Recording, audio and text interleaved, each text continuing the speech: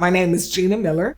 I am Senior Vice President and General Manager of MNRK Music Group. That's MNRK, formerly E1 or Entertainment One, but we are now MNRK. Overall, my responsibilities are day-to-day operations. I oversee the MNRK label group in Nashville, which also consists of a digital distribution pathway that we call Indie Blue, and our iconic legacy label, which is Rhino Records.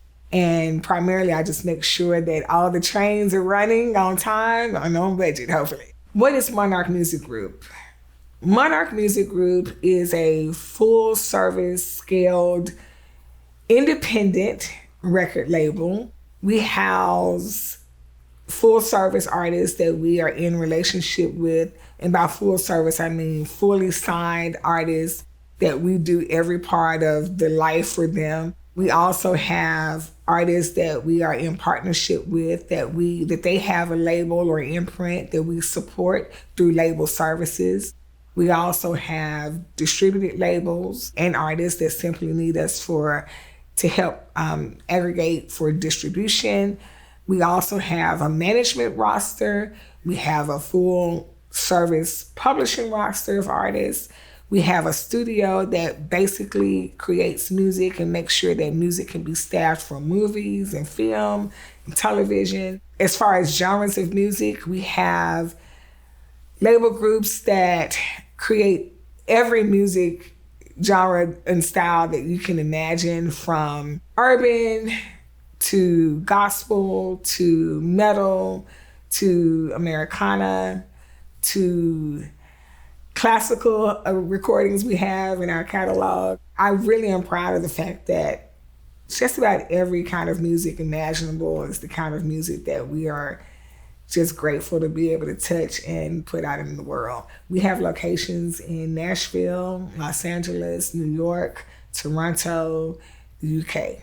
The role of the record company has definitely evolved over years, but primarily the role is to make sure that it creates and curates products attached to an artist or its brand that it's being invested in. You know, I have to put that word in there because it's for-profit investment. And the record label largely is the investor of the products that's being created for the artist and the protector of those products. Record companies often are looking for artists who have numbers, who already have an audience of some type. And I want to preface that by saying there's a lot of rumors around what those numbers are and what that threshold could be. I really want to believe that while there are numbers that are large, oftentimes, that labels are looking for, I still believe that there are a lot of labels out there that will quantify that and reference that against what their gut tells them about an emerging or upcoming artist. So the numbers primarily that labels would look at, some of them, for example, this is not complete absolute, but some of the numbers could include subscribers, that could be streams on video content that's already been posted. Of course, social media platforms, whether that's YouTube, Twitter, or Instagram, or Facebook, the number of followers that you already have, even engagement. How engaging are you? It's always fascinating to me personally. Maybe not so much how many likes you have or how many followers, but how your engagement looks on your wall. Like, what does your wall and your Instagram tell us about who you are? It's always interesting to me to see artists who say that they are artists, first and foremost, and then you go to their pages and there's no reference to them creating art. You know, there may be pictures with dogs and cats and, you know, fish, painting, all kinds of things, but you see no creating of music or anything that they want us to believe that represents who you are. So I would just simply also encourage you that your profile is like your resume. Before anyone even reads a resume, they're looking at your social media platforms to really discover if you are who you say you are, or if it tells a story of who you want us to believe you are. One thing that an artist should consider when choosing a record label for a partner is really what kind of partnership do they desire, and can that label offer what they believe they need, want, or desire? And so that really requires some ownership on the artist's part to have done one, know who they are. And sometimes they don't know fully who they are, but they should know enough about what they believe they need with their own vision or their own work or their own experiences up until that point to be able to say, or just research. If you have no experiences, I think doing research to find out, like you would any other business, because it is a business, what proof can that label provide as to who they are and what they have done more than what they say? I think that that's a really easy way to really determine if it's going to be a good fit. Now, personality plays a lot into that. Staff, but I also would encourage artists to not get so overly zealous about being connected to a label because of the people there, because people change, people move, people leave, and that's not uncommon.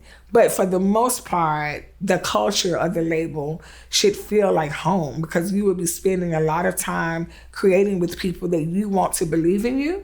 You should feel that first and foremost, that they believe in you, that they understand you, that they have a vision for you, and that they have the resources to fully support you. Artists every day decide that they want to be DIYers. They want to do it themselves. They want to retain full control. They want to have creative freedom. And they have money or the means to invest in themselves, and they want to keep a large amount of that line share to themselves. So I'm not opposed to artists determining that they want to create their own label groups and their own imprints and be their own CEOs. I think whether artists decide to do that or partner with the label, you still have to have an entrepreneurial mindset, that it is your company. You do have a large part of control of that company and you are the CEO. But for the semantics of staying independent fully or not, I think it really just comes down to understanding the need for the resources. And if you have the resources, I would encourage that. I think that sometimes doing it yourself also gets you two things. One, a chance to see that you can really do it yourself. Or doing it yourself gives you an opportunity to see, I really need some help. Whichever path that journey takes you, neither is a wrong answer. It just helps you to understand where you are and what you need to get beyond where you've been.